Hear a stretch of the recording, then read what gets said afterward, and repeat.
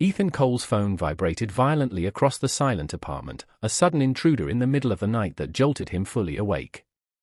His eyes widened at the glow of the digits on the screen, 2:17 a.m., and a wave of unease crawled down his spine.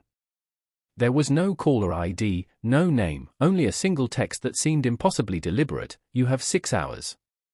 Check your door." For a heartbeat, Ethan froze, heart hammering, trying to rationalize it as a prank or a wrong number. But the air in the hallway felt thicker, heavier, charged with something he could neither see nor name. Each step toward the door made the apartment feel smaller, every sound amplified: the hum of the refrigerator, the distant muffled noises of the city beyond his window, even his own breathing. When he opened the door, there it was, a small, unmarked metal case, lying perfectly centered on the mat as though placed by an invisible hand. No footprints, no signs of who had delivered it, just the cold, smooth weight of inevitability in his hands. Ethan hesitated, every instinct screaming to step back, yet a mix of dread and curiosity pushed him forward. He knelt to lift the case, feeling the metal's chill seep through his fingers, knowing, in that instant, that nothing about this night would ever be ordinary again. The metal case opened effortlessly, revealing a tablet already lit with an eerie glow, its screen reflecting in Ethan's widened eyes. Without any input, a video began to play. A woman appeared, tied to a chair, her dark eyes wide with fear, lips trembling as if she were screaming silently. Ethan's chest tightened, recognition hit him like a physical blow. It was Maya, his sister, the one person he had always protected. His stomach dropped, cold sweat forming along his neck, as a distorted, almost robotic voice filled the silence: "Complete every task before time runs out, or she disappears." His pulse quickened as he took in the countdown timer blinking in bright red digits. 5 hours 58 minutes and 12 seconds. No explanation, no instructions beyond cryptic locations and impossible tasks. Ethan's mind raced, trying to piece together a plan, but logic seemed irrelevant in the face of such a surreal and terrifying demand. The apartment, once familiar and safe, now felt alien, oppressive, as if the walls themselves were closing in, emphasizing the weight of the deadline pressing against him. Every instinct screamed that failure was unacceptable, yet every rational thought collided with the reality that this was more than a test. It was a meticulously designed trap, a psychological crucible meant to push him to his absolute limits. The first destination on the tablet led Ethan to an empty subway platform, dimly lit and abandoned, with only the distant echo of dripping water and his own heartbeat filling the vast silence. The cold, stale air of the tunnel prickled against his skin, making him tense and hyper-aware of every movement around him. His sneakers made soft thuds against the concrete floor as he approached a dusty bench, where something shiny caught his eye. An envelope, unmarked, lay hidden beneath the surface. Inside, a key and a brief note were tucked neatly: "Trust no one." Ethan's pulse jumped. The words, stark and simple, felt like a warning etched in steel. He glanced over his shoulder, half expecting someone to appear from the shadows, but the platform remained empty. And yet, he could feel eyes on him, a presence that wasn't visible, as if the space itself were watching, calculating his every move. A nearby security camera seemed to capture every subtle motion of his body, every twitch of unease in his expression.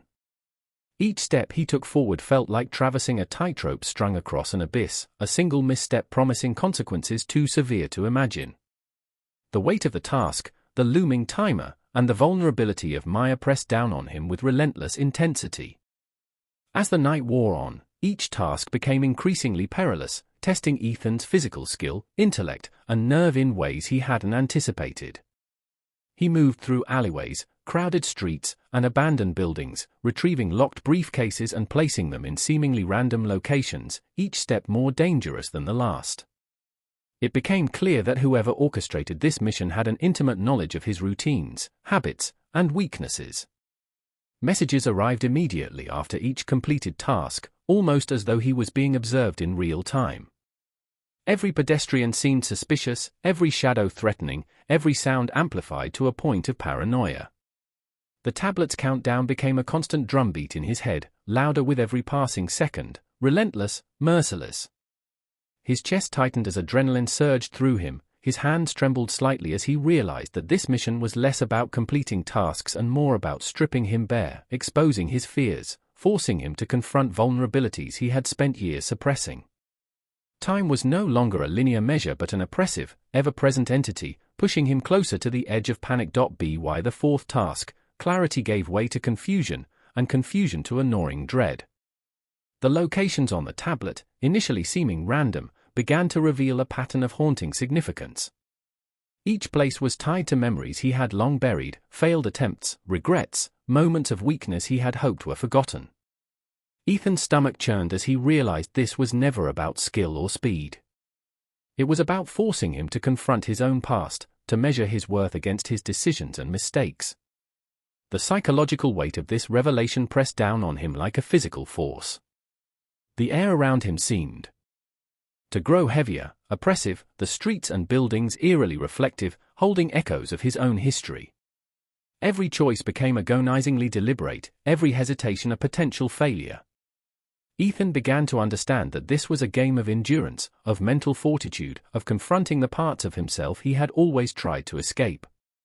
The mission was transforming him, slowly, painfully, into someone who had no margin for error, no room for distraction, no space to doubt the stakes. Finally, the tablet displayed the last location, his childhood home, abandoned for years, filled with dust and the ghosts of memory.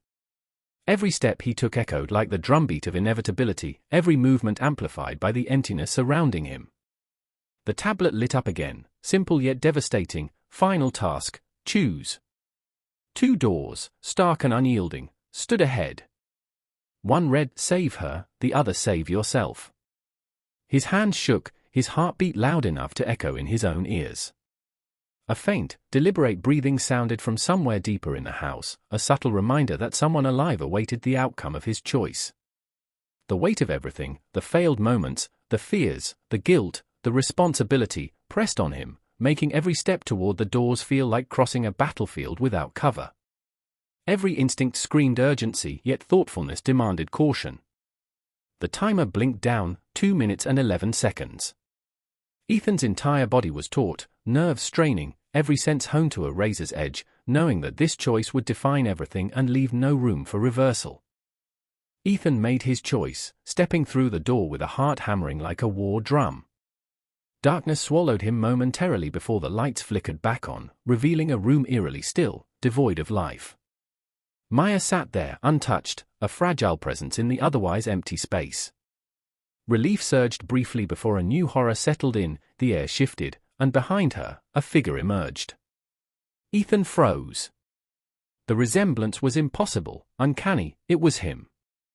Identical, yet somehow different, standing as a reminder of every choice he had made, every path he had walked, and every consequence he had ignored.